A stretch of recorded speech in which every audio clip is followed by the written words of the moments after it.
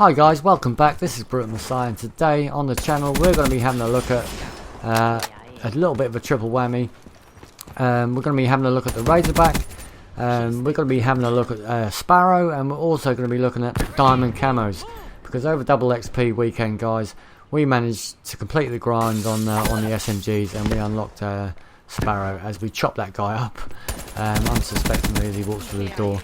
Great thing about the combat axe, don't show up on the minimap, so it's all good there. So we'll move on to Sparrow. Sparrow's fantastic little specialist. Not one of my favourites to be fair, but she's still well up there. As you can see there, as we put out, we start off with 8 explosive rounds or explosive arrows, whatever you want to call them. So there's a lot of potential there for multiple kills. I always sort of I didn't get it down to begin with, guys. I didn't really get with it. I think I was using it on too small a maps, to be fair. And longer range is best with this thing, because you just draw it back, drag your little circle over their heads, it'll turn red, and you can just go ham. The only thing is, on smaller maps, once you miss the first shot, you're kind of struggling from there on in, and you probably will die, to be fair. So just bear that in mind. Take your time with the shot, and probably always best to drag the shot or extend the bow back as far as you can for greater accuracy, as we are on all our streaks. I'm just going to put this Cerberus outside because I know all the enemies are kind of in that vicinity, and I just want to give them a little warning and tell them to get the hell out of the way, because I've been on a tear and they'll be gunning for me. So so there's the first one. Where's the second? I know there's 2 or 3 around here. We can take them out.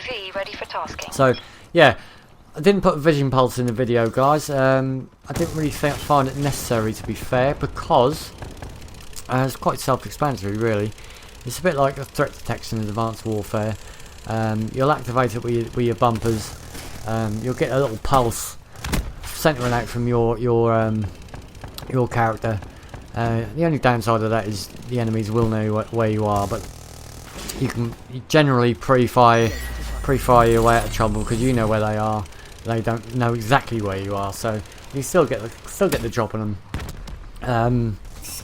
I'm on to Nomad next, guys, with the specialist. He's my last one before we head into the hero grind. Grinding for the gold armor. Controller's just died out, guys. I'm looking frantically around for the wire, the charge wire, to bung it back in. But Sparrow, funnily enough, is managed to take out my Cerberus. So we'll just lay in the grass a little bit longer, and I think it's now time to talk about the RazorBack. RazorBack, where do we start with that? Good attachments for the RazorBack. RazorBack has got quite a slow fire rate when you it's quite weak as well. Wasn't in the beta, but it does tend to be in multiplayer. There's a lot of guns that can beat it out. If you're going for the headshots, guys, forget the Varix. The Varix is a not with the Varix. What am I talking about? You want to be putting red dot on here, and you want to be putting rapid fire on. And one thing that did help me, guys, as well, I did notice a rise in headshots per game as I was playing with the RazorBack, is that along with your red dot sight and rapid fire, take off your grip, because the gun will kick up and you'll get more headshots. I don't know if that goes for most of the guns. Obviously, I think some of the guns have got a little bit of sideways wobble, but the RazorBack's quite accurate, so you're just going to need that little bit of extra kick to move your red dot up to the head, so you can take enemies out like that. Downsides to the RazorBack, I just don't know why you'd use it, other than grinding it out for camos. I just don't really know why you'd use it. There's far better guns out there, far more accurate, not accurate guns, but there's far stronger guns with higher damage. You've got the Cuda. The Cuda's everyone's best friend, and with the Cuda and guns like that, I just do not know why you'd want to use this gun. It's a nice, lovely looking gun, to be fair. It's probably one of the best looking SMGs in the game, but if looks are your thing, then if that floats your boat, then fair dues, but I'm not a great fan of it. Does look the best in diamond. at the end of this video, guys. I'm not going to talk through just showcasing all the diamond camos for the SMGs. If you want to go down and have a little look, that's fair enough.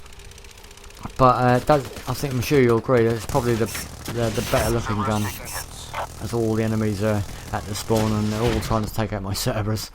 The sight was all over the place, bobbling about, and they took me out. But that's the second Cerberus in the game.